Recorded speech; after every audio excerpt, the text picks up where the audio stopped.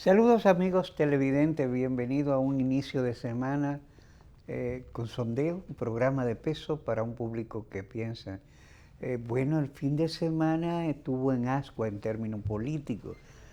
Finalizó la semana pasada con muchas tensiones, oleadas de rumores, conjeturas, apresto de las diversas fuerzas partidarias en presencia que tienen unas jornadas muy activas y así concluyó la semana pasada y así se inicia esta.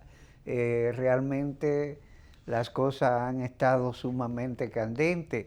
El viernes pasado Luis Abinader llevó una manifestación frente al Congreso Nacional y esta semana pues se han iniciado divulgándose unos audios de don Roberto Rodríguez Marchena, vocero del Palacio Presidencial, posición que ha ocupado en otras ocasiones y ha ocupado esas posiciones porque es hombre que conoce de la palabra y la está usando.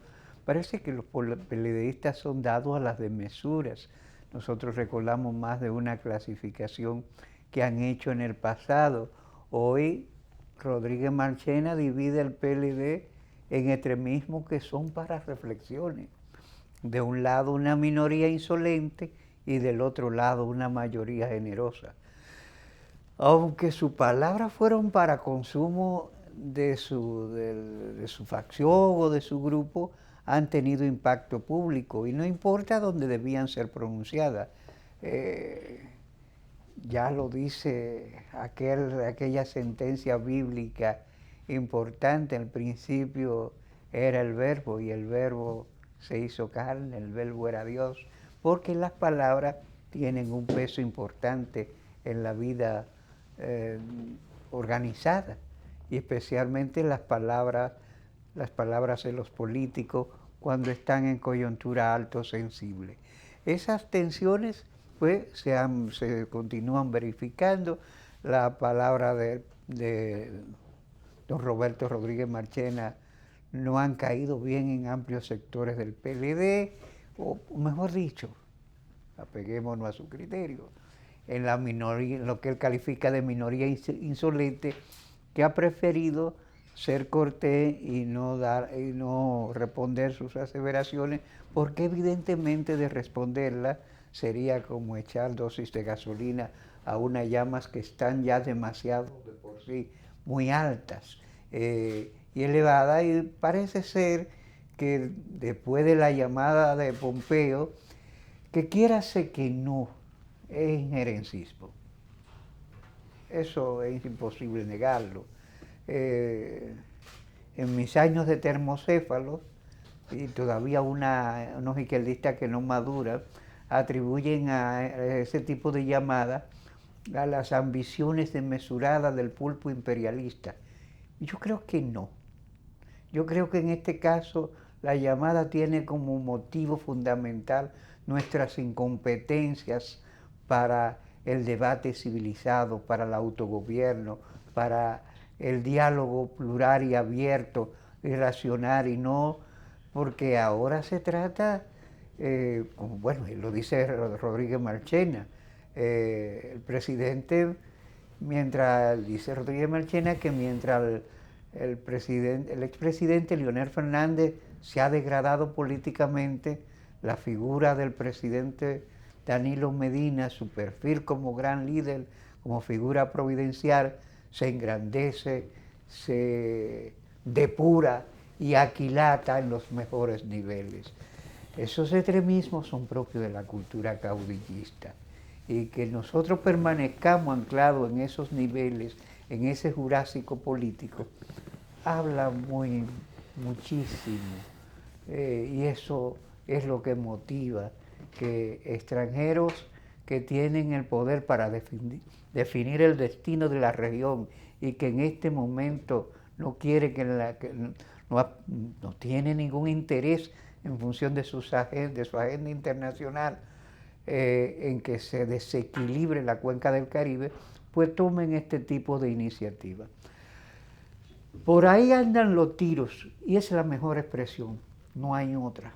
Los tiros en que muere la institucionalidad, la cultura de la civilidad, en que muere acribilladas como siempre las coyunturas de las posibilidades históricas. Vamos a hacer una pausa porque ya nuestro invitado está con nosotros y vamos a organizarnos porque tenemos como invitado a un político que conceptualiza, un político, abogado de los tribunales de la República y hombre que trata de ver las cosas con otros cristales institucionales. Le referimos al doctor Ramón Emilio Concepción, a quien damos la bienvenida. Bienvenido, doctor. Vamos con su anuencia a hacer una pausa y regresamos en breve.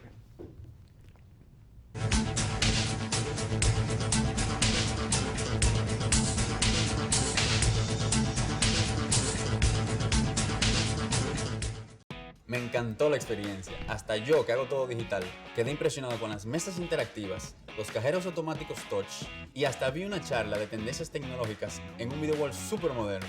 Yo que no tengo tiempo nunca para resolver, me reuní con un oficial y un especialista que me llevaron a un salón privado con pantallas táctiles y me asesoraron para lograr mi meta. Esta es mi primera visita de muchas. Ven a vivir la experiencia de la banca del futuro.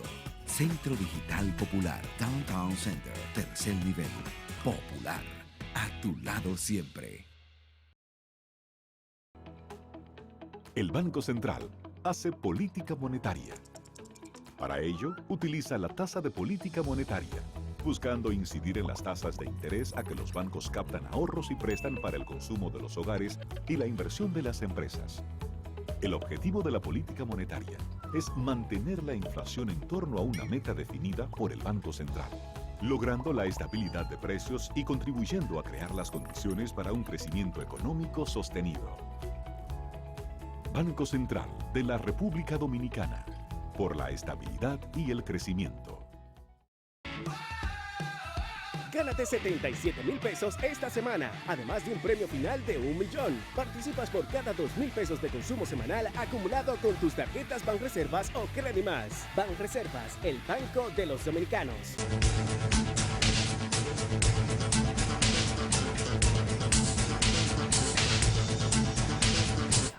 Bien, como decíamos, damos la bienvenida al doctor Ramón Emilio Concepción, con quien vamos a conversar sobre la impactante coyuntura política.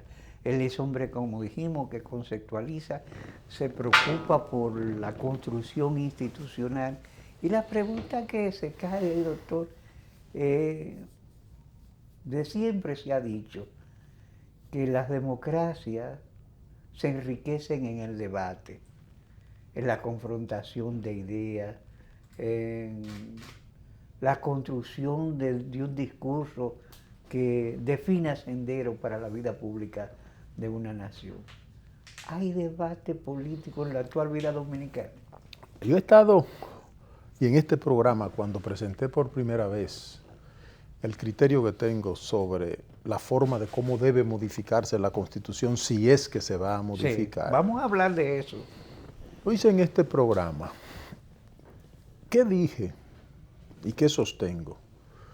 Que si esa reforma se impone de manera atropellada, como quiere el poder hacerlo, dije en este programa que se abrían las puertas, se abrían las compuertas para todo tipo de aventuras y acciones. Oíd bien. No es un juego de palabras lo que estaba planteando. Ya. Todo el que ha estudiado la historia nuestra, periodos especiales del 5 hasta el 16, Sobre todo con la idea de la prórroga de Horacio Vázquez y comparte. del 5 al 16, cuando nos intervinieron. Sí, sí. Ya habían intervenido en el 1902 en Panamá, 1903 y 1909 en Nicaragua, 1917 creo México, 1914 México, 15 en Haití. 15 en Haití, que lo estaba dejando pasar. Entonces yo estaba haciendo una advertencia. Recuerde que le dije a usted y al hermano Encarnación que no iba a hacerlo ni siquiera como político, como dominicano. Yeah. ¿Por qué? Porque me he preocupado estudiar un poco la historia nuestra.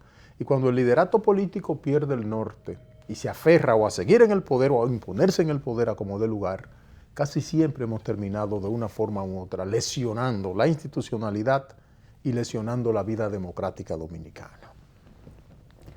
Nadie puede ocultar ahora que hay un debate prácticamente a ciegas entre Danilo y Leonel, uno que quiere volver, el otro que quiere continuar. ¿Por qué dice usted que se ciega el debate? Bueno, no hay comprensión y usted acaba de decir que si hubiera un debate institucional, un debate democrático, un debate al fin programático, pero no lo hay. Yo me he estado quejando y cuando tengo confianza con ustedes los comunicadores, le he estado haciendo una especie de recriminación amistosa, diciéndoles que ustedes han permitido que nosotros los políticos impongamos el tema de agenda de acuerdo a nuestros criterios, no al criterio ni de la nación, ni de un partido, ni de un tema determinado, no, los que nos dé la gana a los políticos. Entonces un debate a ciega es porque es quítate tú para ponerme yo. ¿Cuál es la diferencia entre el gobierno de Leonel y el gobierno de Danilo? En materia económica, todo hace el Laboratorio Fundación Economía y Desarrollo. La política económica se diseñó y se aplica por recomendación de esa Fundación Economía y Desarrollo. En política de migración, igual. En política de relaciones exteriores, igual. ¿Dónde está la escuela de formación de los diplomáticos nuestros que teníamos en el país? ¿Dónde está? Entonces, hemos devenido en una lucha solo de interés para llegar al poder por llegar al poder. Esa es la preocupación. En esa dimensión, comentaba yo estas aseveraciones de mi amigo o ex amigo, yo no sé ya, porque aquí los políticos se disgustan con uno desde que entran al poder, ¿no? Así es. Roberto Rodríguez Marchena. ¿Qué les parecen a ustedes esas palabras? Es parte de lo estrambótico de la política nacional. Porque en medio de que el país lo que demanda es progreso en orden, progreso institucional, fortalecimiento institucional, y él tirarle más gasolina al fuego que existe entre Danilo y Leonel, usted dirá, bueno, tú debieras estarte frotando la mano porque le conviene a ustedes. Usted a su partido parecería conveniente. Yo no me gusta nada que no venga a beneficiar primero al país, número uno. Y una confrontación del hombre que está dirigiendo el poder, que habrá de salir del poder en el 20 con el presidente del partido, es una crisis más. Ellos, que no tuvieron un miramiento, por más que le imploramos nosotros cuando decidieron destruir el PRD, ya habían destruido el Partido Reformista, y yo les decía, señores, con las diferencias que podamos tener con el Partido Reformista, con el PRD, son las tres patas fundamentales, PLD, reformismo y PRD en aquella época. Sí. Hoy le queda al país el PLD y el Partido Revolucionario Moderno. Para bien o para mal son las dos patas fundamentales del sistema democrático dominicano.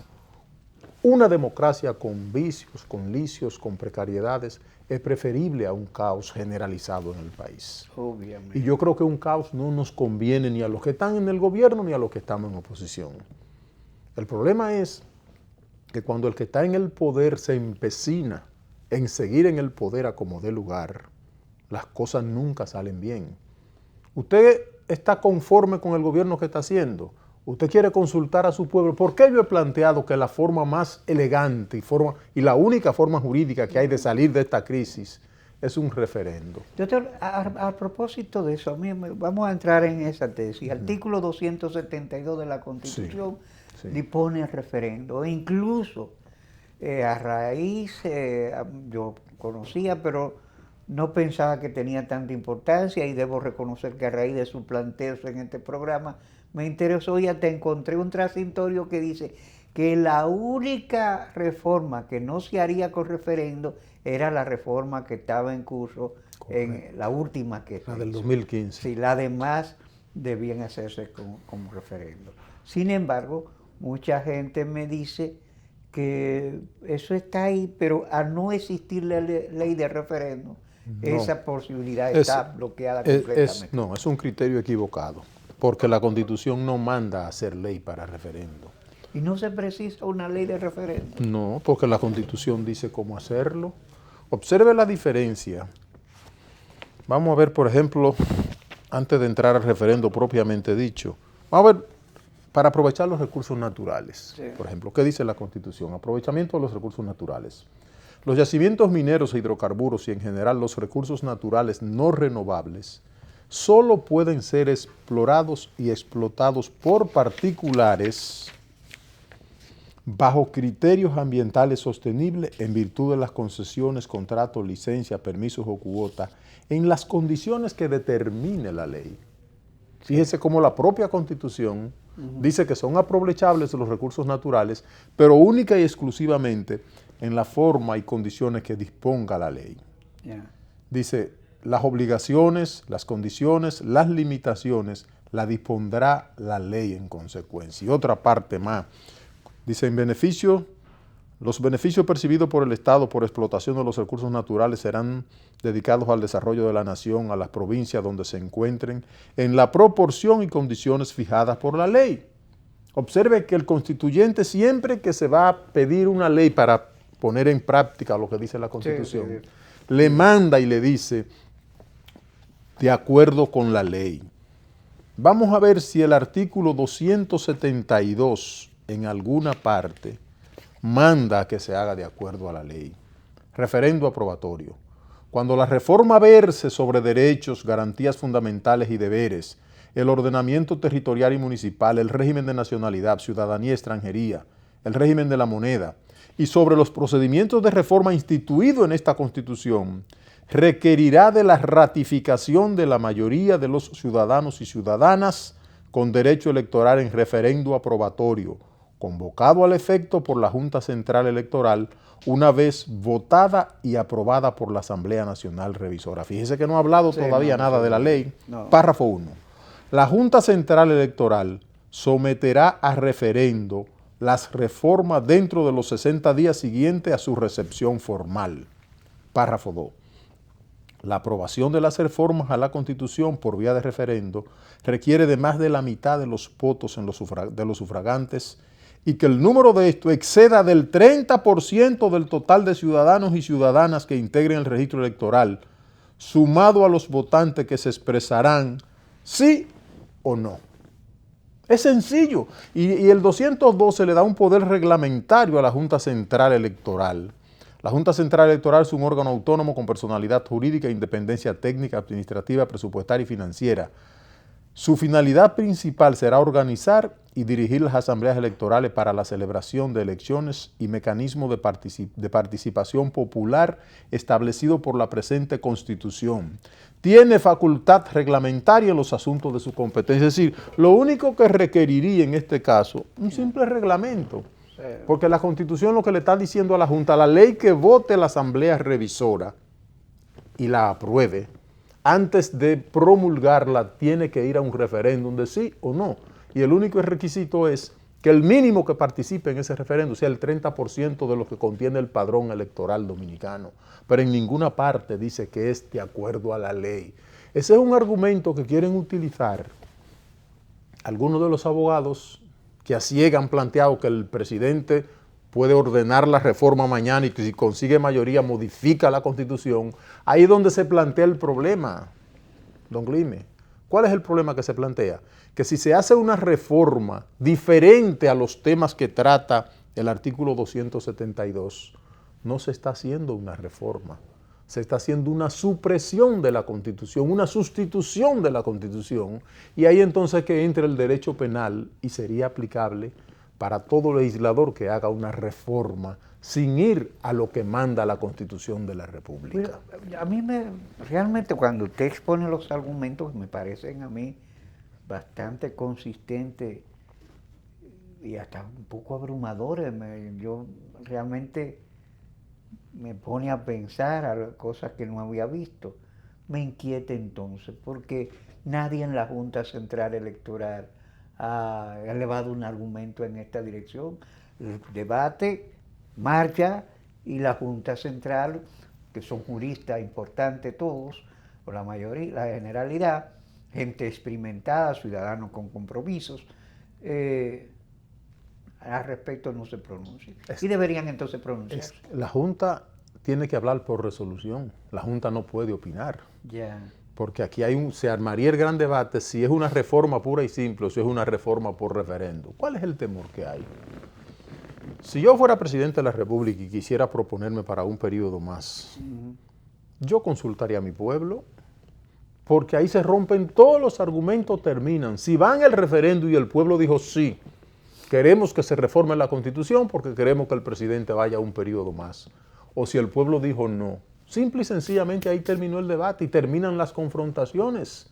¿Por qué ninguno? Yo escribí un artículo. Incluso, escúcheme, Sí. ahora que usted dice esos argumentos, debemos recordar, porque a veces, no solamente nosotros los dominicanos, los iberoamericanos somos tendentes a ver las cosas unilateralmente.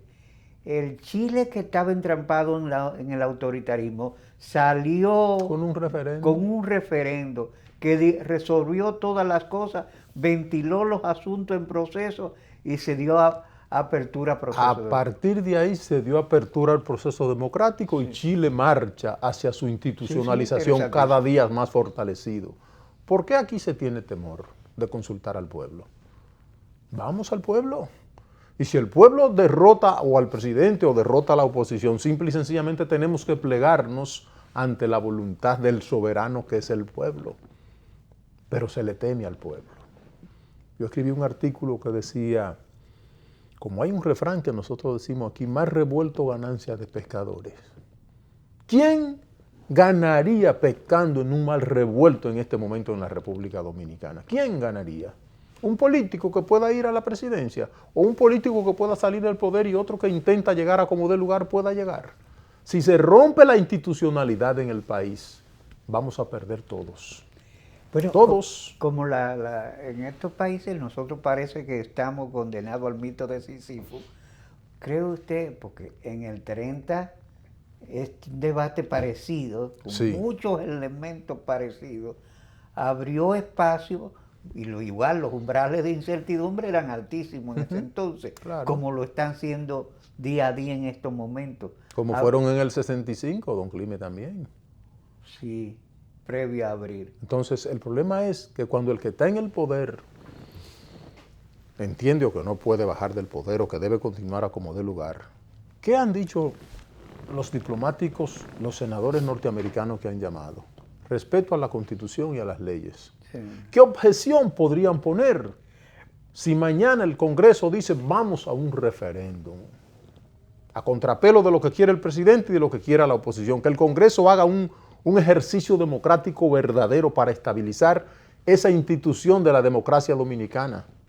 Pero no se atreven, porque está la llamada línea partidaria también, Sí. que siempre, desde 1833 en los Estados Unidos, que la línea partidaria del presidente, ¿cómo se llamaba? No tengo el nombre ahora, el presidente en 1933 tenía Congreso, impuso su línea, presidente Anderson, impuso su línea partidaria.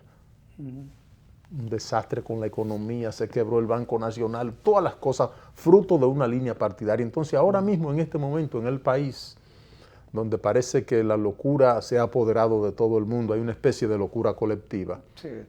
el gran remedio, el único remedio sería un referéndum aprobatorio.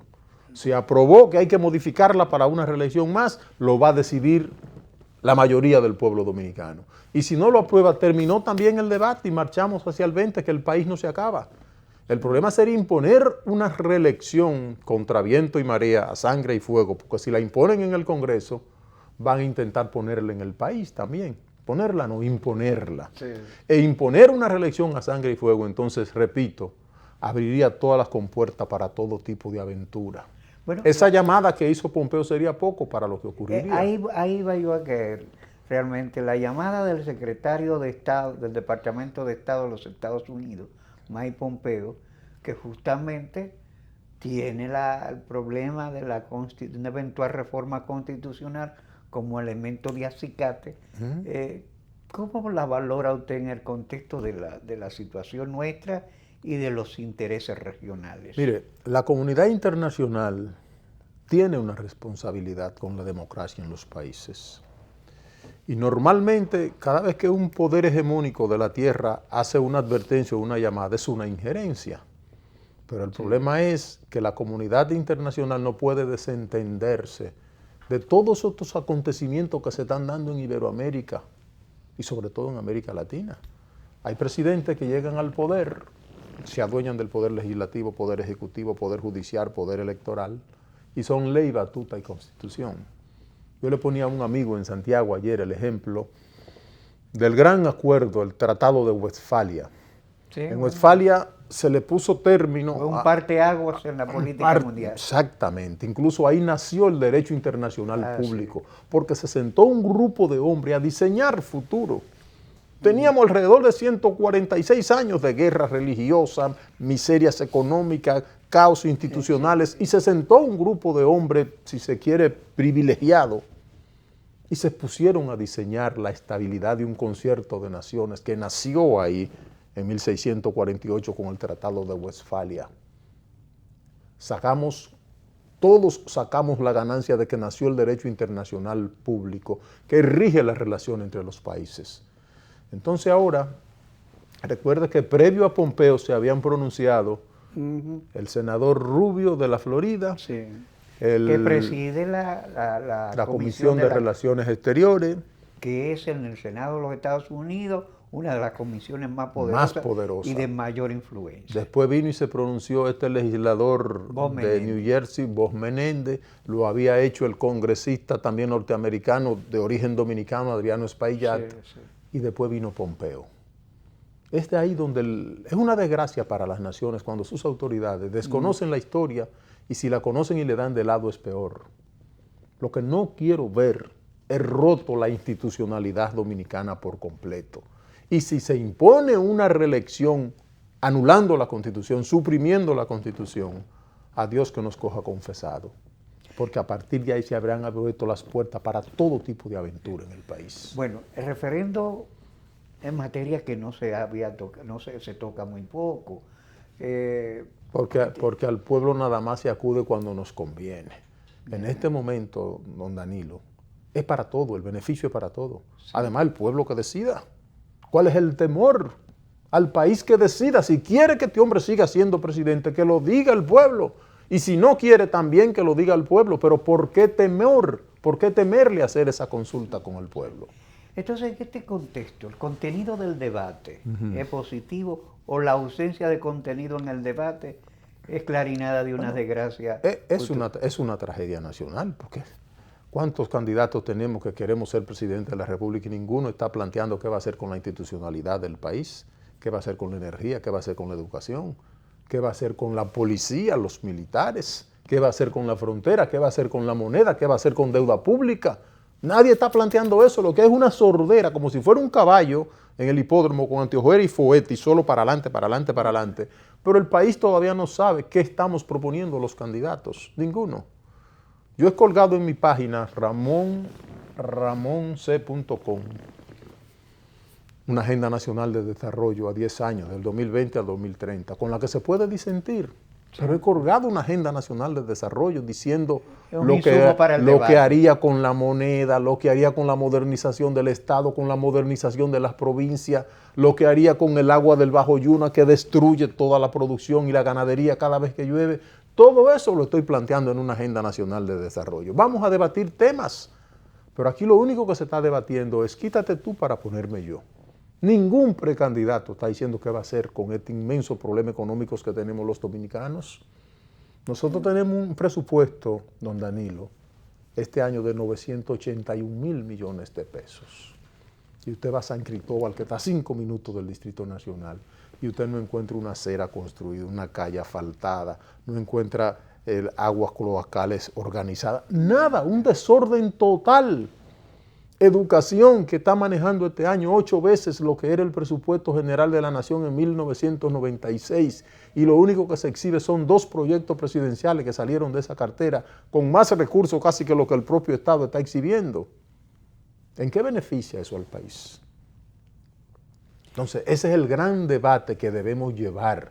¿Qué vamos a hacer con la situación nacional en este momento? Yo he invertido esfuerzos profesionales en el estudio de los sistemas políticos latinoamericanos y hay notas curiosas. Por ejemplo, cuando uno estudia un proceso susceptible de ser llamado de venezolanización, como Venezuela marchó al colapso de su sistema político y al colapso del Estado. Venezuela hoy es un Colapsó, Estado colapsado. está colapsado.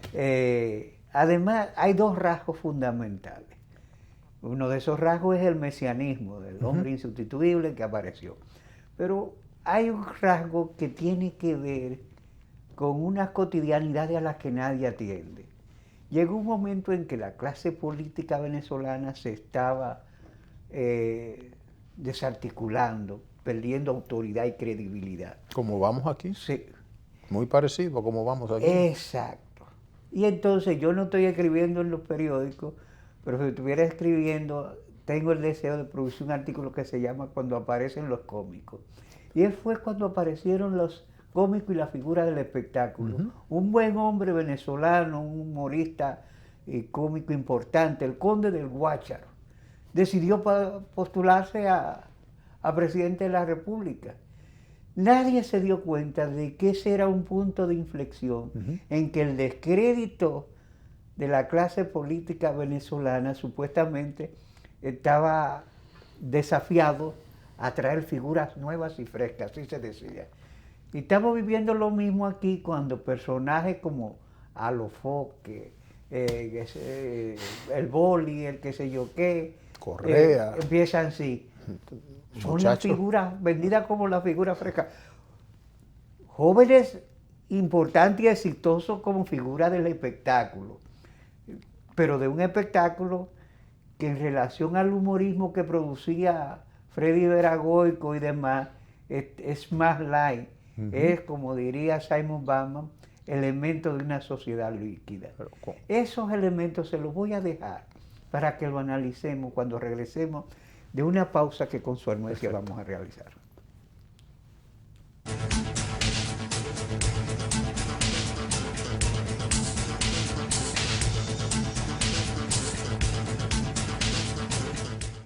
Impresionante. Yo siempre hacía todo en la sucursal tradicional y en esta aprendí que puedo hacer muchas cosas desde mi casa. Incluso me invitaron a una charla de finanzas con propósito para aprender a manejarme financieramente. Soy un duro ya. Solo usaba Telebanco para consultas. Pero hoy aprendí a pagarlo todo usando el app y te pago. En una mesa con diferentes celulares, tabletas. ¡Una maravilla! Ven a vivir la experiencia de la banca del futuro. Centro Digital Popular, Downtown Center, tercer nivel. Popular, a tu lado siempre. Sabor a casa y a mis recuerdos, a tradiciones y colores de mi pueblo, el mismo aroma de todo el tiempo, el sabor que inspira y a mí me enamora. El sabor de mi pueblo ese que siempre llevo dentro junto a todos mis recuerdos, porque la buena amistad sabe a café.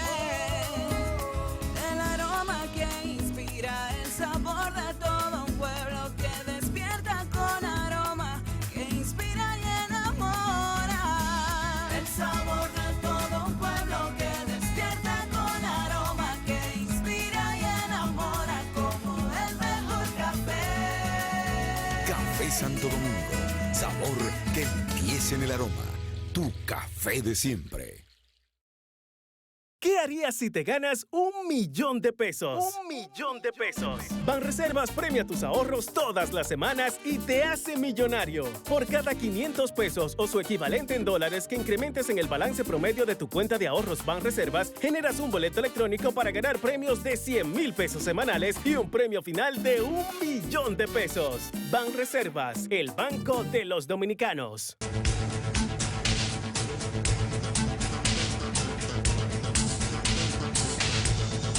Le dejé la pregunta de ese... ¿Usted comparte conmigo o está en desacuerdo con que ese punto de inflexión que yo llamo cuando aparece Mire, lo cómico, lo estamos viviendo y debería ser una clarinada? La verdad que el su comentario me impacta. Y confieso, no sé si empezar por Alofoque o empezar por Venezuela. Porque Alofoque es un término del gueto. Claro, claro. A lo que coja mi bon, para no utilizar el término real, porque no podemos utilizarlo por televisión. Pero si eso es grave, porque uno preguntaría, ¿qué compromiso social, qué compromiso político tienen estos muchachos que le ha ido bien en esa chercha que manejan? Pero lo grave es que lo llame el presidente de la República. Sí. Y vayan a Palacio y se retraten con el presidente de la República como si se tratara de un diplomático. Que dicho sea de paso, yo siempre, cuando dejé de ser de mi condición de termocéfalo y me puse a estudiar la historia norteamericana, me sorprendió una cosa: los norteamericanos tienen un criterio que se llama la autoridad moral de la presidencia, Sí. por lo cual al despacho Oval no entra todo el mundo. No entra todo el mundo. Pero No, aquí no. Yo creo que ahora se le puso la tapa al pomo Ya. con estos muchachos, al Foque, el Boli, muchachos que pueden ser simpáticos en Claro. el medio que se desenvuelven. Sí, sí, en su trabajo. Pero usted se imagina a los Foque congresistas. Esa es una posibilidad porque están recibiendo Claro, apoyo claro. del presidente de la República. Sí. El problema es que estamos echando a un lado. Venezuela era 10, 12 veces más rica que China hace 50 años. Así es. Y 4 veces más rica que Japón, que llegó a ser la segunda economía del mundo en un momento determinado.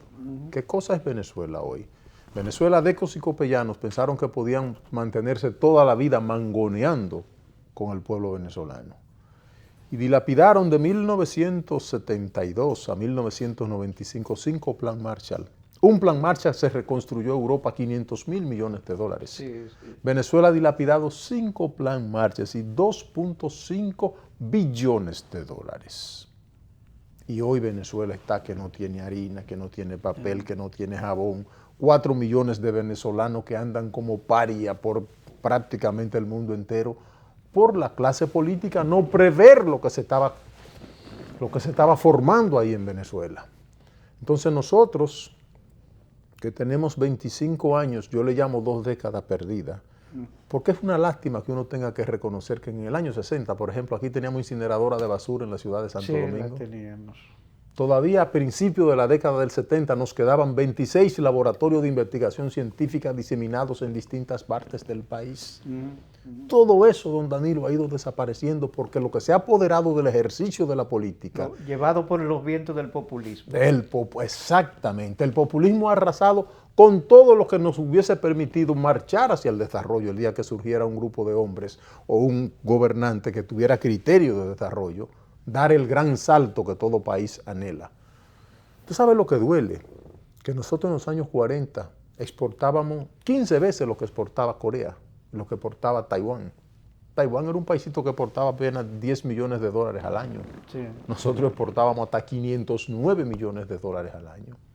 ¿Qué cosa Taiwán hoy? Exporta cientos de miles de millones de dólares. Y nosotros tenemos que adulterar las cuentas nacionales para decir que llegamos a 10.000 millones. Y metiendo renglones que no constituyen absolutamente nada para el Producto Bruto Interno del país. Pero tenemos que disfrazarlo para que el país y el mundo crea que estamos exportando 10.000 millones de dólares. Cuando uno ve lo que pasa hoy con Corea está diseñando ya ir hasta sonda al espacio. Sí. Y nosotros estamos regresando, ya nosotros no tenemos esa incineradora de basura que teníamos en el 60, no tenemos los laboratorios donde analizábamos la semilla, la tierra, la calidad del agua, la calidad del fruto, todo eso ha ido desapareciendo en el país. Teníamos un eje industrial de desarrollo que iba desde la Máximo Gómez hasta la cementera, donde se producían cientos de miles de empleos productivos a nivel nacional. Todo eso ha desaparecido. Entonces ahora parece que estamos llegando ya al punto culminante. Los cómicos a la política. ¿Por qué? Porque el pueblo ha ido perdiendo confianza en nosotros los actores políticos.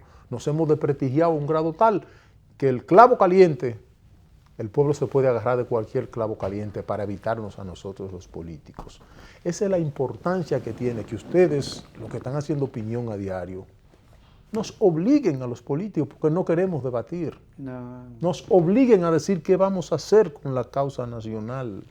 Usted sabe lo difícil que es para uno, los que nos formamos, la gente de la edad de nosotros, que cuando íbamos a la escuela en la mañana, en la tarde o íbamos a la escuela de pintura, a la escuela de idioma, a la escuela de mecanografía, como se le llamaba en esa época, Sí. y uno ver que 4 muchachos de cada 100 son los únicos que tienen comprensión sobre matemática, con una inversión multimillonaria como se está haciendo en educación. Que una escuela, escúcheme, la escuela que nosotros asistimos, había lectura comprensiva y había artes manuales. Exactamente. Que a partir del séptimo curso usted aprendía algo con lo que era Pero importante. yo recuerdo Esas escuelas de artes manuales fueron cerradas. A nosotros nos llevaban y nos ponían a competir escuela pública con los colegios privados que había en esa época. Claro. Y nos llevaban al Centro Hortícola de Constanza para que nosotros viéramos todo como el proceso completo de una producción. Todo eso ha ido desapareciendo. Las escuelas de artes y oficios que teníamos, todo eso desapareció. Sí. ¿Por qué? Porque lo que queremos es tirar profesionales a la calle, que la mayoría anda o taxiando o sirviendo trago en el este. Muchachos que duran 8 y 10 años para formarse, para ir a servir trago al este. Entonces, nosotros los políticos estamos en la obligación, repito, de revisarnos. Si vamos bien, bueno, pues el país que siga adelante. Yo soy de los que pienso que los actores políticos tenemos obligatoriamente que hacer un alto en el camino y pensar qué vamos a hacer con este pueblo. Este pueblo, que como yo digo, libró la guerra de independencia más larga que ningún país en el mundo ha librado.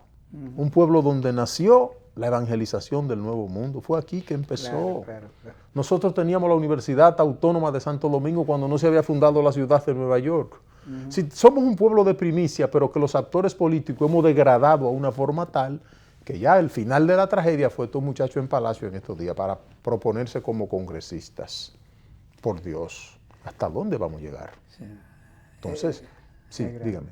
Y bueno, se nos puede ir el tiempo y a mí no me gustaría que se nos pasara el tiempo hablando un poco del PRM, su partido. Luis Abinader organizó una protesta frente al Congreso que fue bastante concurrida, pero momentos antes el presidente del partido se vio en la obligación de precisar que no era el PRM que ya hacía el llamado de ir a la protesta, sino solamente el liderazgo de Luis Abinader. ¿Usted cómo vio eso? ¿Estaba usted de acuerdo con asistir a la...? Mire, los candidatos políticos a veces tenemos, o a veces no, tenemos la libertad de presentar propuestas, de hacer cosas que el partido no ha aprobado. Yo no estaba de acuerdo, ni estoy de acuerdo, porque yo no quiero ver mi país en una encrucijada más. Yo quiero una salida enteramente institucional. Llevar al gobierno a la legalidad, como decía Juan Bosch. Pero yo que me he dicho desde que me inicié en la vida pública que soy un esclavo de la ley, yo no podría bajo ningún concepto llevar una marcha frente al Congreso para decirle al Congreso que facultades que le da la Constitución no la puedan ejercer, porque entonces yo estaría en disposición, si tuviera gente necesaria para sacarla a la calle, me estaría contradiciendo. Yo lo que planteo está ahí... diciendo que la pasión de masa, la presión de masa, no es el elemento más recomendable. En un momento determinado, ahora si usted coge y el gobierno se impone y rompe el orden institucional, el orden democrático, entonces se abre la puerta para todo tipo de acciones y de aventuras. Claro. Pero mientras tanto, yo no me vería nunca haciendo el papel de bajar al Congreso y decirle, ustedes no pueden modificar la Constitución, porque la Constitución es modificable. Claro. Ahora, lo que habría que ver de qué forma se va a modificar. Si se soslaya una modificación que atropella la Constitución, que anula la Constitución, entonces ahí ya vienen los extremos. El gobierno abrió la puerta para todo tipo de aventura. Pero yo como candidato a la presidencia de la República y como líder político, bajo ninguna circunstancia estaría en disposición de llevar gente a ninguna institución pública para quitarle facultades que le da la Constitución. Porque entonces si llego a la presidencia mañana, ¿con qué autoridad moral si me hacen eso a mí? Sí. Si yo lo hice cuando era oposición, ¿cómo entonces yo critico a los que me lo hagan? Es un asunto que tal vez me puede traer problemas en mi partido, pero yo con lo que manda la Constitución, yo soy un esclavo de la Constitución. Y he dicho desde el principio, el único remedio que tenemos para porque hay una crisis nacional. Claro. Al principio se vio que era una crisis Danilo y Leonel, pero ya está afectando la economía, está afectando los cuarteles de la República, porque esos pobres militares y policías tienen que estar todos los días en las calles. Afectó que una empresa del nivel de Netflix que venía a hacer una película para acá, retira una inversión de $800 millones que se iban a quedar en el país. Es decir, el conflicto entre Danilo y Leonel ha creado un conflicto nacional. O sea, ya es una que también está afectando en términos de generar crisis en los espacios económicos. Claro. Bueno, pero ahí perdemos una inversión de $800 millones. había un paquete de muchachos que iban a trabajar, Claro. dominicanos, en esa serie que iba a filmarse aquí en los próximos días. Como tramoyistas, actores extra, secundarios, extra, todas esas cosas. camarógrafos. Eran muchachos nuestros que iban a empezar a ganar dinero, todo eso se retira. Los hoteles donde se iban a hospedar pierden dinero, los restaurantes donde iban a comer pierden dinero, el dinero que puede entrar al fisco de la gente que gana dinero en esas películas también se pierde. Entonces el país tiene que sosegarse. El poder tiene que dejar de estar dando tumbo y estar de locos como están, que entienden que tienen que continuar en el poder a como dé lugar. No, de ninguna manera. El referéndum, Danilo, es el remedio más económico y más seguro para salir de esta crisis. ¿Por qué no lo quiere el gobierno? No sé.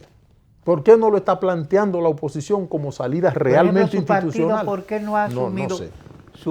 Porque usted es un hombre del partido. Yo lo he planteado, incluso lo he escrito y se lo he mandado a las autoridades del partido. Por ejemplo, fin de semana anterior, el partido tuvo un encuentro nacional importante que yo pensé que se iban a debatir esas cosas, pero salvo elementos formales de la reforma de los estatutos y la desmesura de un señor alias Margarito de León que quería depositar una silla en la cabeza de Fafa, no vi más nada relevante. Qué término más elegante, quería depositar una silla en la cabeza. No, el problema es el populismo todo lo pierde. Usted puede ganar un torneo electoral, pero cuando usted hace comportamiento populista desde la oposición y populismo desde el poder, los países terminan en lo que está terminando Venezuela, en lo que tuvimos Nicaragua, Perú. Y lo que no quiero ver, antes de terminar, lo que no quiero ver es en mi país el camino que estamos trillando, camino a otra Venezuela. Venezuela es una nación inmensamente rica. Es la nación que más petróleo tiene del mundo, Venezuela. Y miren cómo andan los venezolanos. Es lo que no quiero ver para mi país. En nuestro caso, si el país se articula de una manera tal, tendríamos que Haití entonces representaría ya el factor detonante para una crisis general en la isla. Esa es una crisis que ninguno de los políticos quieren tocar. Y la tenemos. Obviamente. Esa no es una crisis virtual, no. Esa es una crisis real que tenemos los dominicanos. Los haitianos han desplazado a los dominicanos de los hoteles, de las esquinas, de la agricultura, de todo.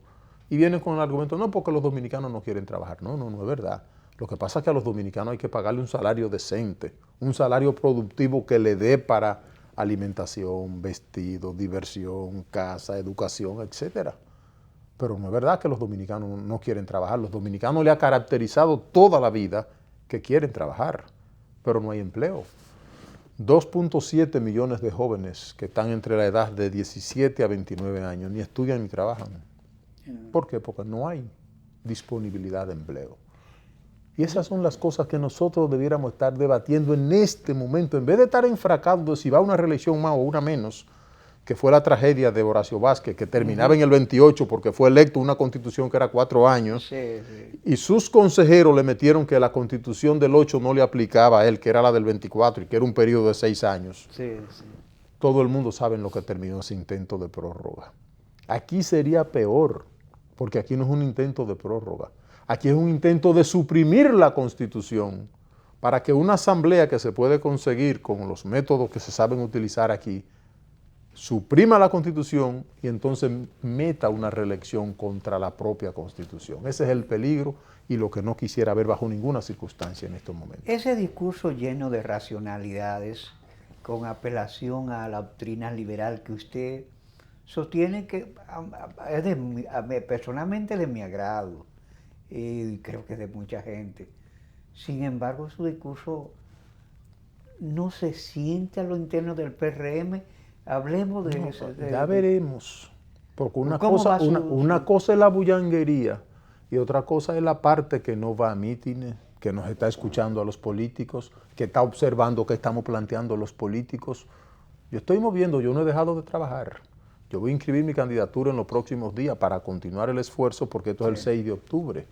Así es. Lo que sucede es que ahora están saliendo sorpresas electorales, no solo en República Dominicana. El muchacho que acaba de ganar las elecciones en San Salvador no aparecía en las encuestas. El presidente Donald Trump, todas las encuestas le daban que perdían las elecciones. Nayib Bukele dio una remontada impresionante. Impresionante. Como lo hizo Bolsonaro en Brasil. Como lo hizo Bolsonaro en Brasil, porque los países están ya más serenos que los políticos. Por eso la sorpresa que están dando electoralmente los pueblos sorprende a los candidatos populistas y a los candidatos que solo quieren llegar por llegar. Ahí hay una parte que no va a mítines, que no se dejan, que no baja las encuestas porque nunca los consultan, pero nos está observando a los políticos, nos está observando. Yo garantizo que el discurso nuestro está llegando, no solo al PRM, está llegando a una franja importante del país que quiere progresar, pero quiere progresar en paz. Porque usted se está movilizando no solamente en la base del PRM, usted está caminando el país en este momento. Y teniendo, no solamente teniendo contacto con distintos sectores de la vida nacional, claro que sí. Yo soy el único político que estoy garantizando, si resulto candidato y electo presidente de la República en los primeros 100 días, yo estoy garantizando que hay entre 350 y 500.000 empleos para los jóvenes de 18 a 32 años. Yo estoy garantizando que si soy presidente, a los 6 meses comienza el programa de modernización de las provincias, donde generaremos alrededor de 600.000 empleos a nivel nacional. Empleos bien pagados, ¿eh? Bien pagados, bien remunerados.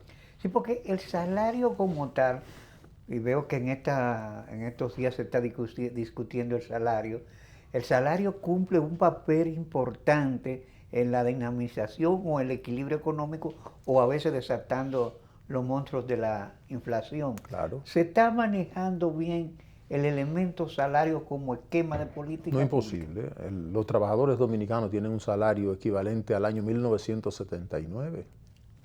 Es una locura pretender que si la canasta básica familiar, anda alrededor de 30, 32 mil pesos. Aquí se está discutiendo poner un salario en las grandes empresas de 17 mil pesos. Así que todavía no cubriría la canasta básica de la familia dominicana. Y no quiero hablar de su salario de 7 u 8 mil pesos que no dan para café y pan. Mientras el país esté pensando en que los empleos que tiene que tener un trabajador no le alcance para el consumo de su canasta básica, nunca podremos hablar de un país estable. Y esos jóvenes que hoy se han metido, se han perdido en la droga, se han perdido en la violencia, es fruto de que el Estado no hace ningún tipo de oferta para que esos muchachos cuando salen de la escuela, si es que continúan los estudios, vayan a un empleo productivo, porque no lo hay, no se planifica nada. Aquí no se hace ni siquiera un censo bien hecho. Bueno, que correspondería ahora el 20, porque es parte de acuerdos internacionales y con materia organizada, el censo de población y familia, ahora en el 20, pero parece que no lo vamos a llevar. No, porque aquí el pueblo está ahora mismo en reelección o no reelección. Cuando pase el tema, vamos a ver qué va a pasar. Que dicho sea de paso, en los Estados Unidos ese censo ha provocado ante intervenciones de la Suprema, porque la matriz del censo, las preguntas que se van a poner son ventiladas públicamente en un sobre debate su racional. ciudadanía y sobre su estadía en los Estados Unidos. Así es. Imagínese que eso se haga aquí, ¿cómo saldríamos nosotros ahora mismo con la gran migración haitiana que tenemos y de muchos extranjeros más? Sí, porque el país se ha convertido en un reservorio de muchísima delincuencia internacional. Gente buena, viene gente buena también, pero la mayoría de delincuentes vienen y encuentran un refugio aquí en el país. Entonces un censo tiene que ir como lo hacíamos cuando yo era muchacho, que le preguntaban a los padres nuestros si tenía un cerdo, si tenía una vaca, para saber cómo se planifica el futuro de un país. Si no se hace un buen censo para saber lo que necesita un país, ¿cómo se planifica política de desarrollo? Doctor Concepción, realmente son enriquecedores los diálogos con usted, lo confieso. Gracias, muchas y gracias. espero que nuestros televidentes así lo hayan disfrutado y lo puedan disfrutar esta noche, cuando repetiremos al filo de la medianoche este programa. O en ramonemilioc.com, que nosotros vamos a subir el programa también inmediatamente. Así también, ahí también lo pueden disfrutar. Gracias por compartir con nosotros esta entrega, doctor Concepción. A ustedes, amigos televidentes, gracias. Nos encontramos de nuevo mañana en otra entrega de Sondeo, un programa de peso para un público que piensa.